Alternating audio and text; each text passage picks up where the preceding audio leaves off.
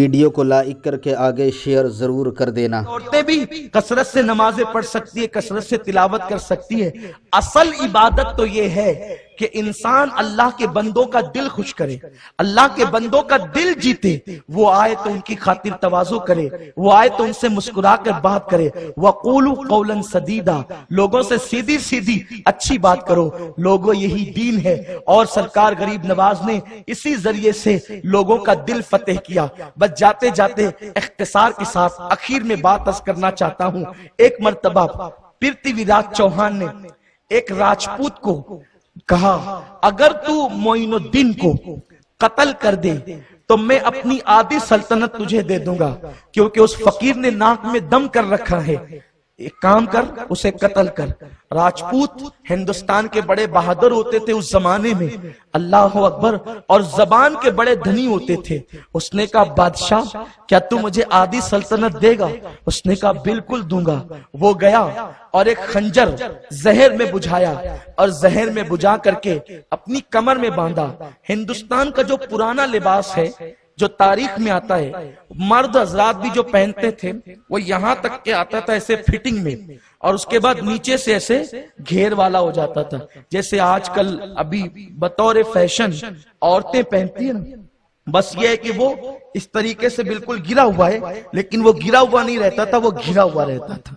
آپ کو سمجھ میں آ گئی ہوگی کہ اس طرح کے لباس، یعنی اگر کمر میں کوئی چیز چھپائی گئی ہو تو وہ آدمی سمجھ نہیں سکتا تھا، اتنا گھیر ہوتا تھا۔ اس نے خنجر زہر میں بجھایا۔ لوگ زہر کے اندر خنجر اس لیے بجھاتے تھے کہ اگر میرا نشانہ چوک بھی گیا اور کم زخم لگے تو یہ جو زہر ہے وہ جسم میں جا کر کے مار ڈالے گا اور اثر کر جائے گا۔ اس لیے جب بہت بڑی مہم ہوتی کسی کو قتل کرنے کی تو بڑا جو خنجر ہے زہر میں بجھایا جاتا۔ اس نے زہر میں بجھایا، پھر آیا اور اس کو بتایا پرتھوی راج چوہان کو، دیکھو یہ میں نے زہر میں بجھایا ہے، اب اس فقیر کا کام تمام کرنے جا رہا ہوں، ایک بار پھر دہرائیں، کیا آپ مجھے آدھی سلطنت دیں گے؟ اس نے کہا، بالکل دوں گا، اس لیے کہ بھارت کی آبرو کا سوال ہے، بھارت کے لیے ہم کچھ بھی کر سکتے ہیں۔ اس نے اس طرح کے جملے کہے، حالانکہ بھارت کے لیے کچھ نہیں کر سکتا تھا، اپنی حکومت کا معاملہ تھا۔ لوگ بھارت کو صرف یوز کرتے ہیں، بھارت کا نام استعمال کرتے ہیں، ورنہ بھارت کے اگر حقیقی محافظ کوئی ہے تو وہ لا الہ الا اللہ محمد الرسول اللہ پڑھنے والے ہیں۔ لوگ کس طرح کی باتیں کرتے ہیں، ہمیں لوگ سبق سکھاتے ہیں بھارت کی حفاظت کا، ہمیں لوگ کہتے ہیں بھارت کے تحفظ کا، ہمیں لوگ کہتے ہیں بھارت کی وفاداری کا۔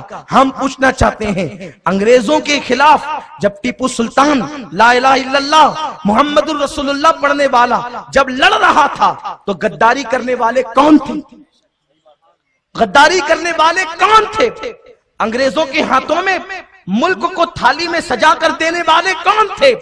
ہم نام نہیں لینا چاہتے، یہ ہماری شرافت ہے، کیونکہ ہمارا مسلک صوفیہ ہے۔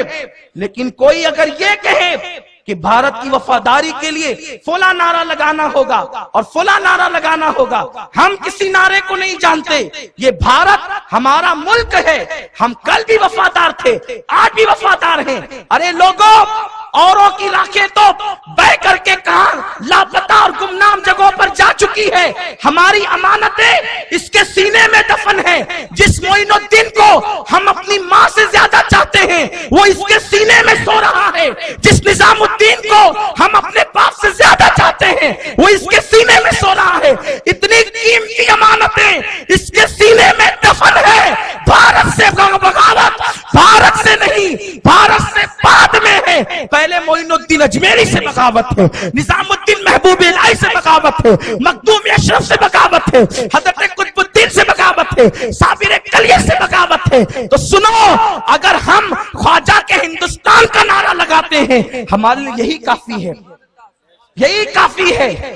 اور ہندوستان کسی کے باپ کا نہیں، وہ ہمارے باپ کا ہے۔ سبحان اللہ، سبحان اللہ، خواجہ کا ہندوستان، خواجہ کا ہندوستان، فیضان غریب نواز، وہ ہمارے باپ کا ہے، اس لیے کہ ہمارا باپ آدم عرب جانے سے پہلے ہندوستان آیا تھا، اور ہندوستان اس نے قدم رکھے۔ یہ جو ہند کو آج ترقی مل رہی ہے یہ حضرت آدم کے قدم کی برکت ہے۔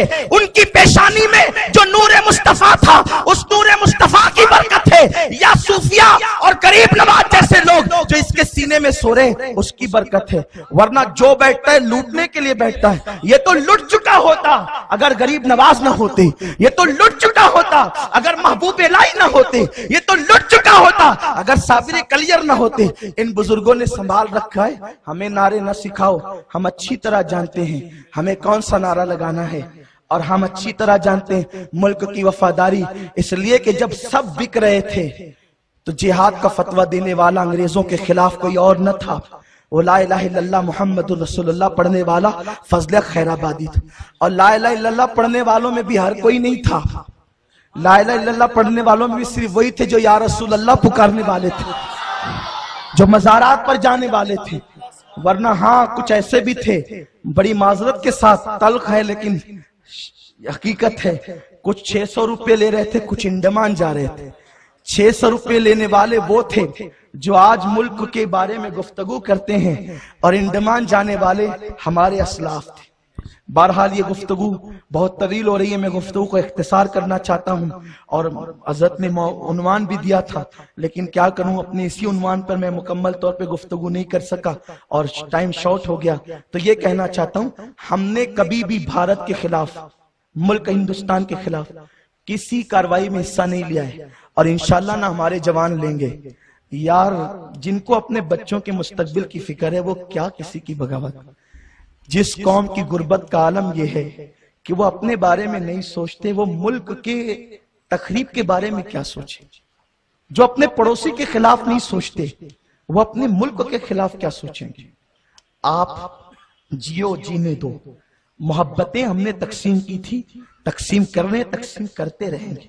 ہاں ہم نے کبھی ملک کو لوٹا نہیں. جنہوں نے لوٹا ہم نے ان لوٹنے والوں سے ملک کو بچایا، ملک کو آزاد کرایا. کافی مراد آبادی ہمارا سپوت تھا جس نے جو ہے وہ انگریزوں کے دار پر پھانسی لی تھی. ہاں وہ ہمارا وہ یا رسول اللہ کہنے والا تھا، وہ نعت پڑھنے والا اور نعت لکھنے والا تھا. ہاں اس لیے کوئی ہمیں نہ سکھائے. اور اگر آج مولویوں کی زبانیں بک رہی ہے تو ہم کسی ایسے مولوی کو نہیں مانتے جو شریعت کے خلاف بات کریں، کیونکہ ہمارے یہاں تو معیار رسول اللہ کی ذات ہے. جو ان کے مطابق بولے گا وہ اپنا ہے، جو ان کے خلاف بولے گا اپنا ہے. اور آپ کو بھی کہتا ہوں پوپٹ مت بنو، دوسروں کی بولی سن کر کے مت بولا کرو، بلکہ بلبل بنو، اپنی بولی بولا کرو. کسی مفکر نے کہا ہے طوطا قید اس لیے رہتا ہے کہ وہ دوسروں کی بولی بولتا ہے، اور بلبل آزاد اس لیے ہوتی ہے کہ وہ اپنی بولی بولتی. اپنی بولی بولو، طوطا مت بنو جس نے جو کہہ دیا ہاں ٹھیک ہے، یہ بھی ٹھیک ہے، وہ بھی ٹھیک ہے. ہم ضمیر فروش لوگ نہیں ہیں، ہمارا مذہب اپنا مذہب ہے. ہم اپنی ماں کو نہیں پوجتے، جو ہماری حقیقی ماں ہے ہم اس کو نہیں پوجتے تو زمین کو ہم کیا پوجیں گے. ہم صرف اللہ کی عبادت کرتے ہیں. ہاں لیکن ہمارے رسول نے سکھایا، حضور علیہ السلام نے سب سے پہلی جنگ میں جو حصہ لیا، اعلان نبوت سے بھی پہلے 14 سال کی عمر میں، وہ ملک کے تحفظ کے لیے لیا. مکہ پر لوگوں نے حملہ کیا تھا، حضور علیہ السلام نے ملک کی لڑائی میں سب سے پہلے حصہ لیا. اپنے چچاؤں کو پتھر اٹھا کر دیتے تھے اور تیر اٹھا کر دیتے تھے. ہمارے نبی نے سکھایا جب ملک کی آبرو پر آنچ آ جائے تو حفاظت کرنا، یہ تمہارے نبی کی سنت ہے. تو اس لیے ہم ملک کے غدار نہیں، اور ہمیں کسی کو قسم دینے کی ضرورت بھی نہیں ہے، اور ہمیں قسمیں اٹھانے کی ضرورت بھی نہیں ہے. ہم وفادار ہیں یا غدار، اس لیے کہ ہند کی سرزمین پر ہماری تاریخ لکھی ہوئی ہے. تاریخ کو مسخ کرنے والے تاریخ چھپا سکتے ہیں لیکن اس کو مٹا نہیں سکتے. انشاءاللہ پھر وہ دن آئیں گے کہ حقیقت میں ہندوستان کو بچانے والا کون تھا، ہندوستان کو سجانے. بس اتنا عرض کروں، اگر ہم نے لوٹا ہوتا تو لال قلعہ بنانے والا کون تھا، تاج محل بنانے والا کون تھا، بھول بھلیا بنانے والا کون تھا، ہند کو سجانے والا کون تھا. ہند کو قیمتی ہیروں سے جڑنے والے ہم تھے، شاہجہاں کی شکل میں ہم تھے، اللہ اکبر، جہانگیر کی شکل میں ہم تھے، جو ہے وہ تیمور کی شکل میں ہم نے وہ عمارتیں دی ہے. آج ہندوستان اگر کسی عمارت کی وجہ سے دنیا کے سامنے آبرو بنا ہوا ہے تو وہ ہماری عمارت ہے جسے تاج محل کہتے ہیں. الحمدللہ تعالی. تو ہم نے دیا ہے، لیا نہیں ہے. اور تہذیب دی ہے، تمدن دیا ہے، کلچر دیا ہے. اور آپ کو بتاؤں، لوگ باتیں کرتے ہیں ہم ملک کے وفادار ہیں، سارے جہاں سے اچھا ہندوستان ہمارا. یہ ترانہ لکھنے والا کون تھا؟ یہ ترانہ لکھنے والا کون تھا؟ سارے جہاں سے اچھا. حالانکہ ہم مقدس مقامات کے استثناء کے ساتھ پڑھتے ہیں سارے جہاں سے اچھا ہندوستان ہمارا، لیکن جس نے لکھا تھا وہ لاہور کا قلندر ہی تو تھا جو یا رسول اللہ بھی کہتا تھا. داتا کی بارگاہ میں فجر کی نماز پڑھنے بھی جاتا تھا. جو رسول کا وفادار ہوگا وہ سب کا وفادار ہوگا. بہرحال یہاں چونکہ نوجوان بہت کنفیوز ہے، یہ کہہ سکتے ہیں کہ نہیں، وہ کہہ سکتے ہیں کہ نہیں. ارے بھیا، ہمارے یہاں تو نعروں پہ بھی پابندی، ہمارے یہاں تو نعروں پہ بھی پابندی ہے. جب ہم اپنے قائدین کے نام کے نعرے نہیں لگا سکتے تو یہ ادھر ادھر سے آنے والے نعروں کو ہم کیا لگائیں گے؟ ہم تو بہت محتاط لوگ ہیں، ہم تو بہت احتیاط اور تہذیب کے دائرے میں زندگی گزارتے ہیں. تو عرض یہ کر رہا تھا کہ اس نے کہا بھارت کی آبرو کا سوال ہے، جاؤ اور اس فقیر کو قتل کر دو، معین الدین کو قتل کرو، آدھی سلطنت دیں گے. اچھا ٹھیک ہے. وہ زہر میں بجھا کر کے کھنجر آیا کمر میں باندھ کے. میرے خواجہ تقریر کر رہے تھے.